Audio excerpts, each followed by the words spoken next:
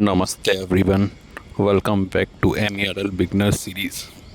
अगर आप भी एनजीओ सेक्टर में मॉनिटरिंग एवेल्यूशन में अपना करियर बनाना चाहते हैं तो सही जगह हैं। आज हम बात करने वाले हैं MERL का सबसे पावरफुल कॉन्सेप्ट, रिजल्ट्स चेन।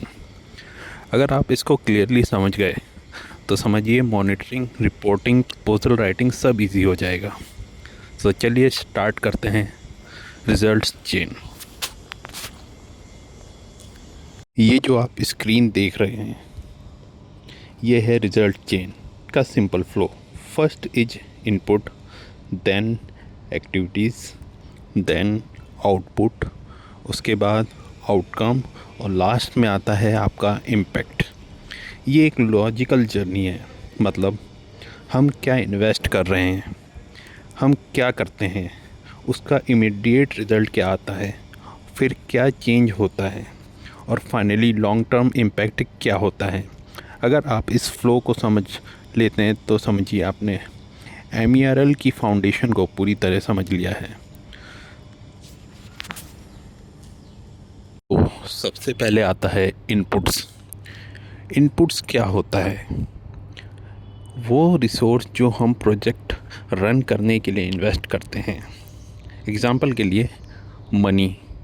तो अगर हम कोई भी काम स्टार्ट करते हैं तो सबसे इम्पोर्टेंट क्या होता है? पैसा। तभी हम कोई भी काम स्टार्ट कर सकते हैं। फिर आता है स्टाफ। किसी भी काम को करने के लिए हमें लोगों की भी ज़रूरत होती है, तो इसलिए स्टाफ। उसके बाद डेटा है मटेरियल। अब अगर हमने कोई प्रोजेक्ट स्टार्ट किया है तो उसके लिए मटेरियल भी चाहिए होगा, जैसे कि पेन, पैम्पलेट, डायरी एक्सेट्रा। ये सब छोटी छोटी चीज़ें भी मटेरियल में काउंट होती हैं। सिंपल लैंग्वेज में बिना इनपुट्स के प्रोजेक्ट स्टार्ट ही नहीं होगा। इनपुट सिर्फ रिसोर्सेस है, रिज़ल्ट नहीं।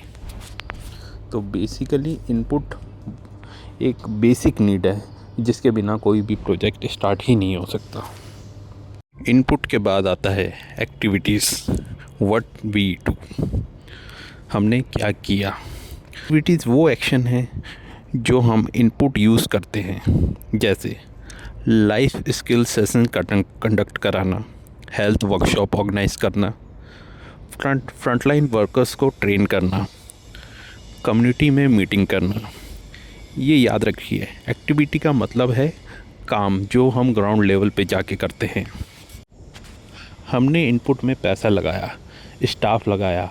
अब वो स्टाफ जो काम करेगा वो होगा एक्टिविटी। उन्होंने कितने सेशंस लिए फील्ड में, क्या क्या एक्टिविटीज़ करवाई, तो वो सब इंक्लूड होता है आपके एक्टिविटीज़ में। इनपुट्स और एक्टिविटीज़ के बाद आता है आपका आउटपुट्स। व्हाट इज़ डिलीवर्ड, कि क्या डिलीवर्ड हुआ। तो आउटपुट क्या है? Basically immediate, direct, constable result of activities. अगर उसको दूसरे वर्ड में समझें तो outputs are short term, numeric and easy to monitor. Example के लिए क्या कंडक्ट हुआ? सेशन कंडक्ट हुए। और कितने कंडक्ट हुए? 120। 120 सेशन कंडक्टेड। तो ये हमारा हो गया आउटपुट। और सेकंड, 2000 एडोलसेंट्स रीच्ड, मतलब कितने स्टूडेंट्स है या अंडर एज स्टूडेंट्स है जिन्होंने ये सेशन कंडक्ट किया, सेशन अटेंड किया, तो वो है 2000। तो जैसे आप देख रहे हैं कि इसमें 120 सेशन, तो ये न्यूमेरिक वैल्यू है। तो जहाँ पे भी न्यूमेरिक वैल्यू आ जाती है तो उसे कहते हैं आउटपुट। नोटिस करिए सब नंबर्स में आउटपुट हमेशा मेजरेबल होता है, जिसे हम काउंट कर सकते हैं, और शॉर्ट टर्म में जो रिज़ल्ट आता है उसे आउटपुट कहते हैं।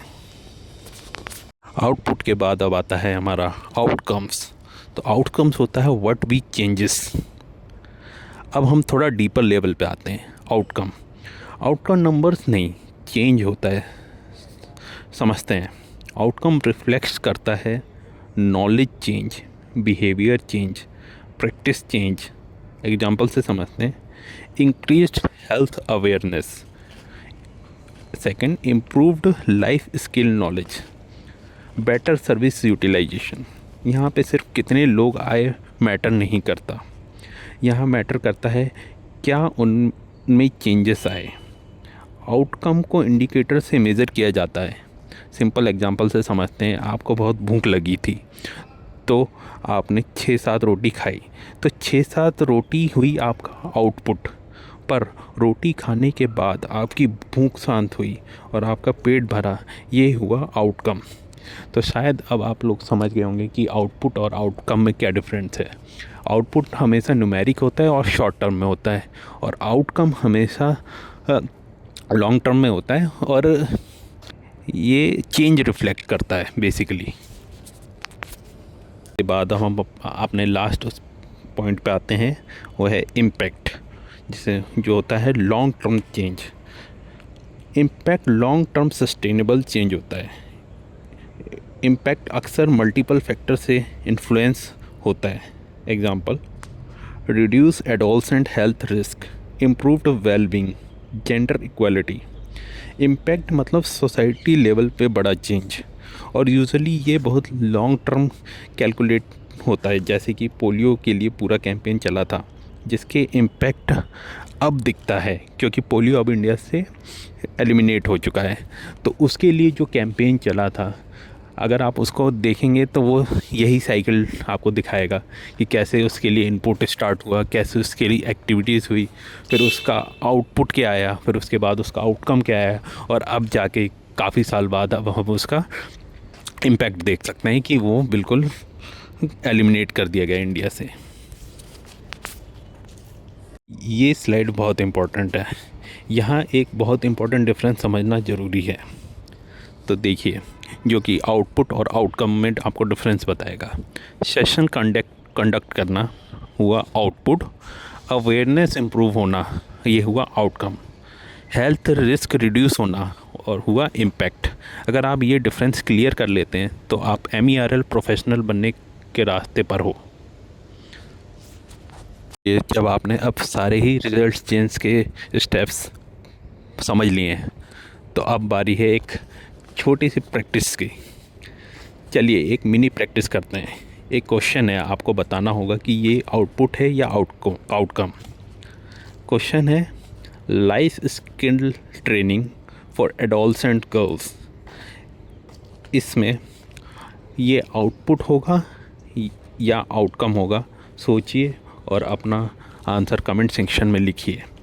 मैं नेक्स्ट लेसन में इसका डिस्कशन ज़रूर करूँगा, तो अपना आंसर कमेंट करना मत भूलिए। Thank you for watching and learning. अगर आपको ये लेसन वैल्यूएबल लगा तो लाइक करिए, सब्सक्राइब करिए और शेयर करिए। नेक्स्ट लेसन में हम बात करेंगे इंडिकेटर्स, जो रिज़ल्ट चेन को मेजरेबल बनाता है। So be ready for lesson 3। Keep learning, keep growing, MERL mindset build करते रहिए।